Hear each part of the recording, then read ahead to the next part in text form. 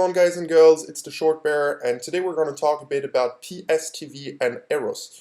PSTV and Eros were the main plays yesterday. As you know, PSTV had a midday offering, which rarely ever happens, right? So we had two midday or three midday offerings this year, and that's pretty much it. So how can you know if the company needs to raise and if they can raise with the midday offering?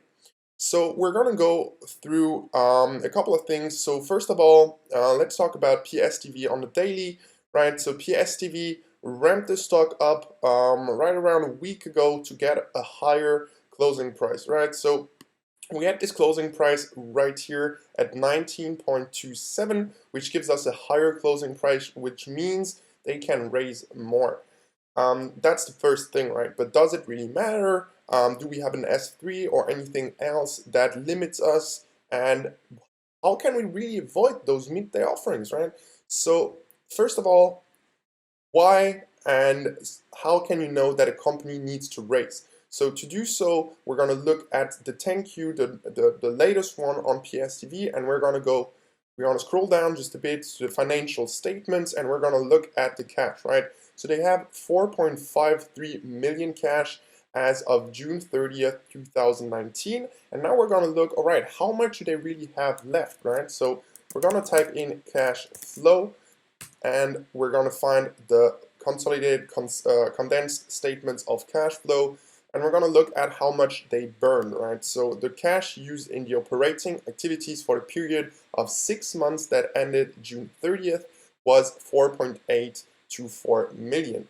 Now we need to divide that by the time period, so divided by 6, and we're going to find out that their cash burn is 804,000 per month. So we have right around 3 months, right? So we have July, August, and September. So times 3, that's going to be 2.4 million, which means they have right around 2 million cash left, right? So you might think, well, all right, but do they really need the cash then? Because they could still raise in 3 months or something like that. And that's where you're going to look for raise, right? Because raise is gonna show you the liquidity. Do they need to raise or do they have anything else, right? So when you type in raise, you're gonna find out, right? So first of all, we see here, so these factors raise substantial doubts. That's not what we're looking for, but right here, right? Further, the loan and security agreement with Oxford, as described in Note 4, requires maintenance of a minimum of 2 million in unrestricted cash and cash equivalents. Wait a sec, we don't have any more cash left, right? We've got 2.1 million as of the end of September if they have the same cash burn. So if you look at it, you know, all right, they really need to raise rent.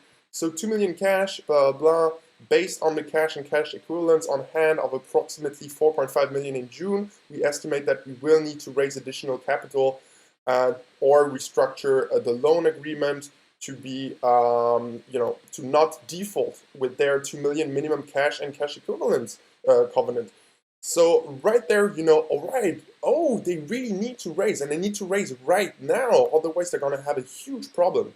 Now we want to see, all right, can they raise? And we see they have an S1, right? They have an S1, so we're going to click right here. We're going to click on the file number to see every single file that is attached to it, and we see they have an S1 amended, and they have the effect filing, which was filed yesterday midday, and that's exactly why they raised. So yes, they do have an offering, an S1 out. As you can see right here, the proposed maximum offering amount is 17.25 million right there, just for the common shares, and yeah, a maximum of a total of 35 million, and as you might have seen, they raised for 15 million yesterday. All right, so always look through the 10Q, look at the cash burn and cash to see if they really need the cash, and after that you look at the S1 or the S3 to see if they can raise right now through any kind of filing. So that's the story for PSTV. That's why they raised. They really need the money to stay basically undefaulted on their loan. And after that, trade that I took yesterday was Eros. All right, Eros, super fraudulent company, came down all the way from I think 50 or something, or 35, as you can see here, in 2015, and we gapped down massively on really bad news right in here, and they kind of ramped it up. As you can see here, they got some volume here, they had a headline, and after that was what I was seeing, all right, on the chart was the first day we really parabolic up, but late day we faded. Second day parabolic again into the resistance, and they just let it go all day fading. Third day, same thought process, all right. I thought out of the open, they're gonna go parabolic, they're gonna make it go, and they're gonna do the same thing as the 2 days before that, right? But after that morning push, usually we fade all day. So once the parabolic comes, fade. So third day, less volume than on the second day and a lot less than the first day. So they're gonna have a harder time to push it just because there's no one there really to squeeze or to push. So right there, yesterday, I was looking at a few areas. The first one being right here. All right, that's the first area of interest. And the second one is going to be right here. Now, there are a few other resistance areas I'm looking at, right? So we've got this one and we've got this one. But as I said, they won't have really a lot of power to push it because there's just no more real buyer, no more demand really to push it up, and no more shorts, right? Also to push it down and to squeeze. So I had the first area of interest, right? 320. That's where I tested it the first time. So my first short on the 5 minute were a bit overextended, and we were hitting this resistance, which got a lot of volume on the previous day. And after that, it kind of started to consolidate, to work for me, and kind of started, building a kind of wedge pattern. And as soon as we broke out, I knew, all right, you know what, I'm just going to exit it. I really don't want to be in it. It can go to the next resistance area, which is at 340, and I'd rather cover here and be clear-minded than hold my position and kind of get bigger and get scared by something like this right here, a breakout, right? So I left it alone for that time period, but I got in pretty quickly, right? So we had this big spike right here, but as you can see, the volume was nothing too particular compared to the other days. So I thought we might see some big resistance once we get to the 340 area. So I started scaling in first starter, and then as soon as we got to this high 30s, I shorted everything I could, everything I had at that time. And yeah, I looked at the 40 area, right, because I didn't want to hold too much. I didn't want it to go to like 360, 370, but I wanted it to test 340. I was okay. It was in my mind, it was okay to test 340. As you can see, the previous day we tested over under every single time. So there's no real panic in my mind at that time. And as soon as we rejected, I knew, all right, that's the time. It's now or never. It's gonna crack now. So as soon as we got this kind of mini spike, and look at the volume, right? We've got no volume whatsoever on that pop compared to everything else during that day. And as soon as we started to curl down, to see no more pressure, I added more. We got that really nice flush, and as soon as we were in here, retested VWAP, no volume whatsoever, and all right, it's gonna fade the whole day. And yeah, my stop previously was like at 350, that was my max stop. So I just put down my stop right to over that resistance area. So my stop went from 350 as soon as we broke down to the high, so 340, and as I wanted to add, I put it down at 336 where my average was, and right away started adding more and more, and yeah, worked out perfectly. Waited for the next bounce after that crack right here, thinking, all right, 2 p.m. late day, it's gonna crack and potentially test 3 or 290. And yeah, as soon as we cracked right here, saw some soaking, there were a lot of bids, right? No real selling pressure during that whole time period here. And compared to the other days, at that time we were really crashing down.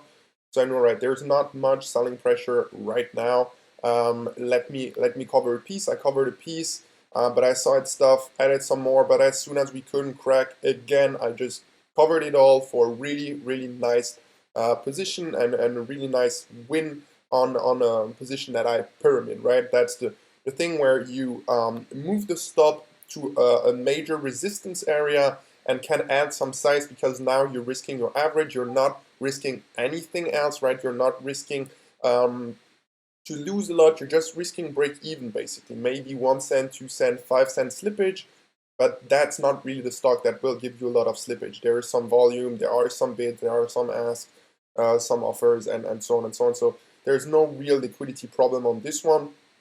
And yeah, covered it. As I said, Eros really just a major fraudulent company. If you want to learn more about the company and what they did, head over to Hindenburg Eros. They did a wonderful job detailing exactly what is going on in that company. Basically, they are funneling money, right? So they've got their company, they are paying a movie producing company that they themselves, so the CEO and his brother, I think, own, right? So, and the problem is from those, I think 150 million that they paid to that movie producing company. That company only used right around 10 million, right? So there are 140 million that are just gone in the wind, and the holder of that company is the CEO of the other company. So they're just moving the money around to kind of make it hard to see. And there's some really shady stuff going on. So head over to the Hindenburg Research website and look at the research yourself. I checked everything that I could, and yeah, that really made up my mind. I knew I wanted a big short on this one. I said it over and over again. I shorted the first day right in here in that parabolic, no, right in here in that parabolic, covered in here. The second day started shorting here, covered into the dip right there, and the third day started shorting in here and covered at the bottom again. So 3 days I traded this one, and 3 days where I headed out with a really nice winner. All right, so if you want to learn more, I'm in chat every single day over at madasmoney.com. And also, if you want to see all my trades that I make, so every single position that I show you right in here, and also that I talk about in general, I post everything on Twitter. I'm transparent about my trades. I don't care if it's loser or winner. Yeah, I'll hit the like button, subscribe, and I'll see you in the next one.